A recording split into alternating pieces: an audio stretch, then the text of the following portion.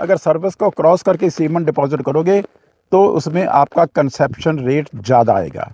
लेकिन कभी भी आप लोगों को सीमन बहुत प्रेशर से नहीं छोड़ना चाहिए, क्योंकि हमारी ए गन के पीछे ये पिस्टन लगा होता है। अगर आप लोग पिस्टन से इसको बहुत प्रेशर से धोकोगे तो कई बार सीमन लीक होने की व्यवस्था बन जाती है। तो साथियों नमस्कार, आज हमारा विशेष टॉपिक रहेगा कि पशुओं में एआई करने का सही टाइम क्या होता है और पशुओं में जो हम एआई करते हैं वो सीमन कहाँ रखा जाता है। आज इसकी प्रॉपर जानकारी हमारे डॉक्टर साहब हैं जो रिटायर्ड हैं, 40 साल का अनुभव है, आपको प्रॉपर तरीके से जानकारी देंगे। तो डॉक्टर साहब नमस्कार। नमस्कार जी। तो डॉक्टर साहब इस बारे में जानकारी दें। तो किसान भाइयों, सबसे पहले जैसा कि आप लोग देख रहे हो, ऐसे सबसे पहले हम लोग पशु को बिल्कुल प्रॉपरली कंट्रोल करते हैं। अगर गाय का केस है तो गाय को प्रॉपरली कंट्रोल किया जाता है, अगर भैंस का केस है तो उसको प्रॉपरली कंट्रोल किया जाता है। और उसके बाद सबसे पहले हम लोग जो लेफ़्ट हैंड से इसके भीतर हाथ डाला जाता है, जैसे आप लोग देख रहे हो, और हाथ डाल के हम लोग इसके भीतर से जो गोबर है,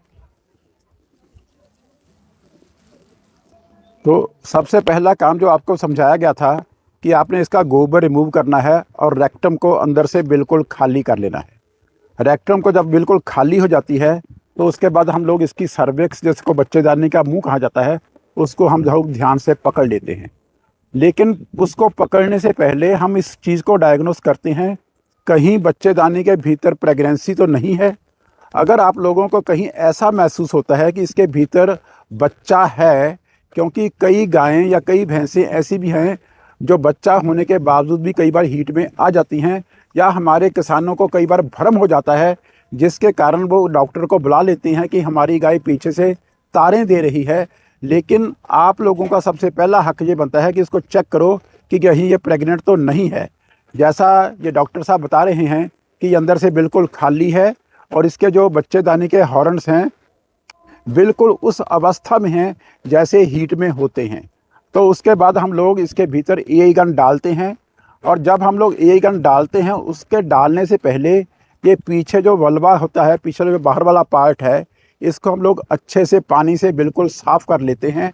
और साफ़ करने के बाद इसके दोनों किनारों को बिल्कुल चौड़ा किया जाता है ताकि हमारी एआई गन के साथ कोई गोबर का कण ना लगे।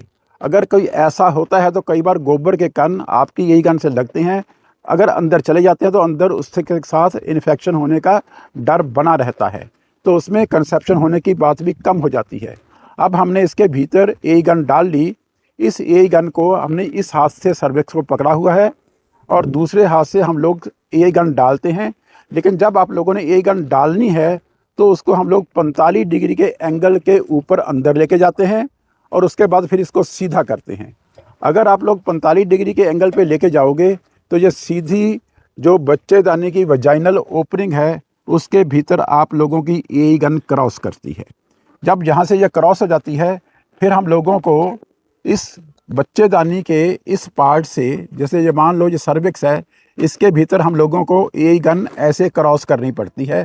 क्रॉस करके हमारी कोशिश क्या है कि सीमन को कहाँ पे डिपॉजिट करना चाहिए। नॉर्मली हम लोग इस सर्विक्स के भीतर, ये जो छोटी मुंह बच्चेदानी का है, इसके भीतर भी सीमन को डिपॉजिट कर सकते हैं। लेकिन कोशिश ये करनी चाहिए कि अगर आपकी गन दूसरी तरफ इधर आ जाए, इस सर्विक्स को क्रॉस करे, अगर सर्विक्स को क्रॉस करके सीमन डिपॉजिट करोगे तो उसमें आपका कंसेप्शन रेट ज़्यादा आएगा। इसलिए सबसे ज़रूरी बात, एआई करने वक्त सीमन को कहाँ डिपॉजिट करना है, उसको हमेशा सर्विक्स के भीतर से क्रॉस करके उसको बॉडी ऑफ यूट्रस में ड्रॉप करना है, तो वहाँ पे आप लोगों का कंसेप्शन रेट हमेशा ज़्यादा आएगा। लेकिन दूसरी बात, जब हम लोगों ने सीमन का इसका डालते हैं, पहले हमारा सीमन नॉर्मली उस सिलेंडर के भीतर होता है जिसका तापमान -196 डिग्री होता है। उसको निकाल के हम लोग इसको पानी में डालते हैं जिसका टेम्परेचर 37 डिग्री होता है। लेकिन इस जो सीमन स्ट्रा है, इसको एआई गन में हम लोग 37 डिग्री सेंटीग्रेड के तापमान पे डालते हैं। क्यों?